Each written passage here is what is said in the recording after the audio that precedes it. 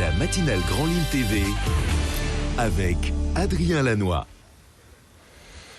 Avec vous en direct, très bon réveil à toutes et à tous sur Grand Lille TV, 7h15 en ce jeudi 12 mai. Merci de votre fidélité, voici l'actualité du jour dans votre métropole lilloise. On ouvre d'abord avec les prévisions météo et ce temps toujours aussi doux. Aujourd'hui, les températures qui se maintiennent à 22 ou 23 degrés pour les maximales. Le ciel en revanche lui sera plus chargé et porteur d'averses. On en reparle d'ailleurs après le journal. La première information du jour, c'est cette nouvelle journée d'action prévue par les syndicats contre la réforme du Code du travail et surtout contre le recours du gouvernement à l'article 49.3 de la Constitution pour passer la fameuse loi sans le vote du Parlement. Pour beaucoup, c'est la provocation de trop. Les syndicats veulent contester ce qu'ils appellent un déni de démocratie aujourd'hui dans les rues, mais aussi la semaine prochaine, mardi et jeudi. La manifestation du jour cet après-midi est prévue à 14h30 au départ de la porte de Paris. L'actualité politique avec les primaires à gauche et à droite dont on n'a pas fini de parler, mais loin des appareils établis des grands partis, il y a ceux aussi qui veulent proposer une alternative, un candidat pour 2017 issu de la société civile. L'entrepreneur Nicolas Doucerin, l'un des fondateurs du mouvement Nous Citoyens, était ce mardi à Lille pour expliquer cette démarche plutôt simple, une primaire des Français à laquelle n'importe qui peut se présenter. Le plus important, c'est qu'un candidat hors parti soit désigné à l'automne prochain pour la présidentielle dans un an. Explication au micro de Xavier Silly. Dans la région Hauts-de-France, nous avons des équipes chez Nous Citoyens qui ont œuvré depuis maintenant 15 jours, qui ont distribué plus de 40 000 tracts, qui vont à la rencontre des citoyens, qui organisent des apéros, des cafés citoyens pour élaborer des propositions sur des thématiques comme l'immigration, l'emploi, la transition énergétique est un enjeu majeur pour notre économie. Nous parlons d'Europe, c'est ça la force. Et dans les Hauts-de-France, qui est l'une des régions les plus dynamiques de France pour nous citoyens et même au niveau national, je peux vous garantir que de Paris, nous suivons les Hauts-de-France de très près. Nous appliquons un certain nombre de propositions qui sont en train de mettre en place et grâce aux Hauts-de-France, nous construisons notre projet. Donc en ça, c'est fabuleux pour les équipes et c'est très encourageant pour l'avenir de notre pays. Le grand angle de la rédaction également ce matin après l'annonce lundi par le Premier ministre du plan de lutte contre le terrorisme et la radicalisation. Plusieurs dizaines de mesures ont été annoncées et pour mieux comprendre cette annonce, nous sommes allés rencontrer hier la présidente de la CAFES, association qui lutte contre les dérives sectaires et l'endocrinement. Reportage signé Idil Gunaï.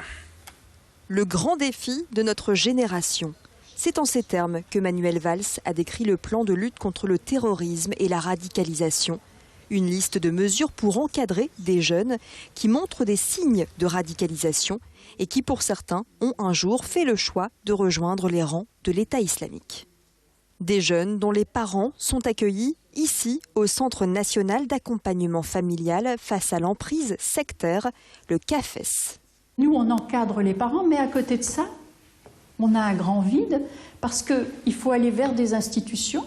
Et bien souvent, ce que l'on retrouve, ce sont des gens qui sont de bonne volonté, mais ils disent « Oui, mais nous, on ne sait pas ce que c'est que l'emprise sectaire, il faudrait nous former. » Vous voyez le temps qu'on perd, parce que pendant ce temps-là, de l'autre côté, les recruteurs, eux, ils savent faire.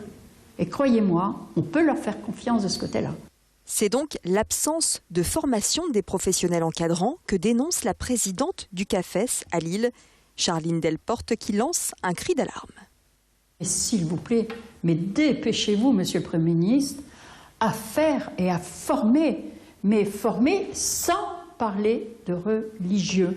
Ça n'a rien à voir et ça porte même, je dirais, quelque chose d'intéressant pour cette organisation là-bas, parce qu'il utilise ce masque religieux. Et c'est au nom de la religion que la fille de Lydie, âgée de 23 ans, est partie en Syrie il y a près de 2 ans. Pour cette mère de famille, il était temps de réagir face au problème de radicalisation. Ça arrive un peu tard pour certains parents, pour certaines familles, comme moi et comme d'autres familles ici à l'association où notre enfant est en Syrie et qu'on ne peut pas faire grand-chose pour eux. Donc oui, il n'est jamais trop tard, effectivement, mais là je pense qu'il faut vraiment faire, je pense aussi de la prévention pour éviter que d'autres jeunes continuent à se radicaliser et partent à l'étranger. Pour sensibiliser les jeunes, le CAFES a créé une brochure sous forme de BD et vient de terminer un film d'animation pédagogique que l'association espère présenter dans les établissements scolaires. On enchaîne avec une bonne nouvelle pour les personnes qui souhaiteraient changer de prénom. Elles sont environ en 2000 à 2500 chaque année en France, mais elles sont parfois, pour la plupart, découragées par les longues procédures à suivre. Un projet de loi vient d'être voté pour simplifier ces démarches. Il fallait auparavant s'adresser au tribunal de grande instance le plus proche. Alors ce ne sont pas les bonnes images. Ici, on parle plutôt de l'hommage des policiers morts pour la France. Cérémonie hier, place de la République. De nombreux fonctionnaires venus honorer leurs collègues morts en service. Les années précédentes, cet hommage se déroulait à l'abri en interne à l'hôtel de police. Mais au vu des récents événements, le préfet du Nord souhaitait célébrer les forces de police à leur juste mérite. On remet les choses dans l'ordre. On est donc bien sur cette cérémonie d'hommage et on écoute le préfet Michel Lalande hier au micro d'Anthony Vermus. Je crois que l'honneur que la nation rend chaque année à la police est un honneur qui lui est dû parce que la police nationale, au même titre que la gendarmerie nationale, sont sans doute parmi les piliers les plus essentiels de notre pays pour garantir l'état de droit. Et je pense que rendre hommage à la police aujourd'hui, c'est aussi rendre hommage à l'état de droit que grâce à la police, nous pouvons ainsi respecter. Allez, 7h21 en direct sur Grand Lille TV dans un instant. La suite du programme en cette matinée, la météo et l'infotrafic, restez avec nous. Très bon réveil et très belle journée à toutes et à tous.